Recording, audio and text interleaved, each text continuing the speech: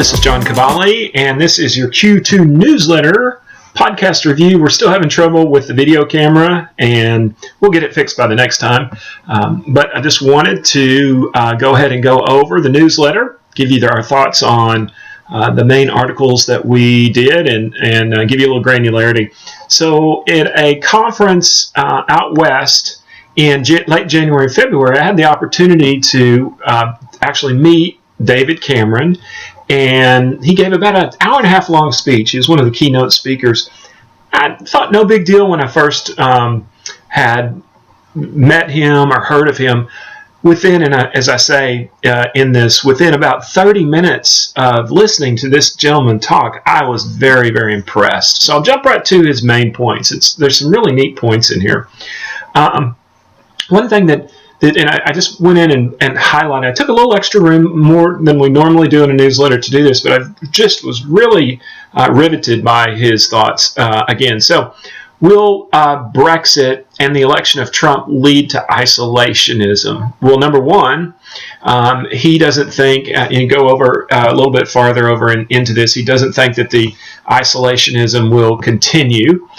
He thinks that it's moving a little bit too fast and has scared people, and know that Trump would not create a problem with this. Is the European Union near? Absolutely not. He had one caveat, and that was with French Marine Le Pen, and she's still trailing in the polls. Actually, that election goes off in about 2 weeks, so maybe not even 2 weeks. It's a little bit sooner than that, but pretty soon. It was interesting here on a couple of the greatest dangers that he had, and one of those was protectionism, and you can kind of see his spirit of his beliefs seep through in my newsletter. But he's very much a free trade guy, very much a non-isolated trade guy, very much a macro world guy. And to go in to talk about this, I thought this was very interesting. He had spent a lot of time with Putin, and he talked about Russia, and I counter that over here on China as well.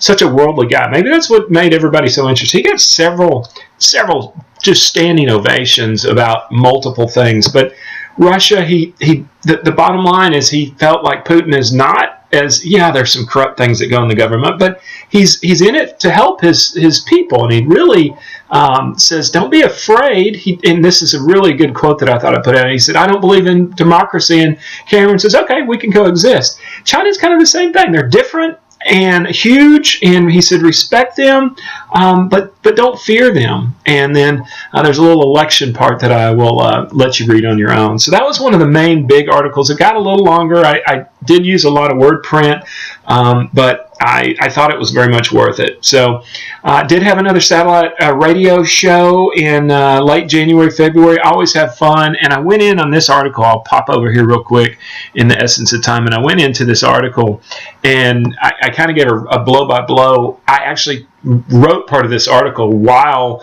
the event was occurring, while the countdown, and so it was. I thought that maybe give you a little granularity. Even after doing this for almost 30 years, you still get nervous. It still had a lot of fun with it. So, and here's basically our market article that we have, the main market article, and I'll pop over here because this is going to give you better. These are sentiment polls. These are from the University of Michigan. This is a nice sentiment poll. This is a nice sentiment poll. These things. This is going back far enough that you can see 2009, and this is really just a dramatic positive sentiment with a more pro growth voice that we're having from basically from Trump, and the capital markets have responded as well. The capital markets have moved up. That's all good and great. But they can't just, I point out here that we're a little bit high. We're approaching 26, 27 on a PE multiple. The average long term is 15. So I always want to keep our eyes wide open. So moving on to the last article here that we'll talk about. I have three neat little items of travel tips for those non-warriors. I know a lot of you are road warriors. A lot of clients are really road warriors, and you know all this stuff. I don't, and I've gotten tips from you guys. I appreciate it. This is a big one. Beware of the free Wi-Fi. We've talked about that. This RFID wallet has saved me a ton of hassle. I used to have my cards stolen, and I think it was people reading them. And then this one is worth a read. I did have this occur. I had an accident when I had a rental car.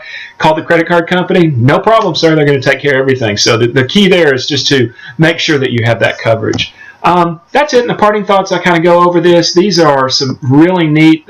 This is actually the websites where I've used information for this newsletter, and then also here's a really good website that I used for airfare if you're going to travel. Here's our important dates. We thank everyone for your time. I thank my editor Kathy, and I hope you enjoyed this, and we appreciate your time. So tune in. We'll do these every quarter on the newsletter and once a month briefly. Thank you so much.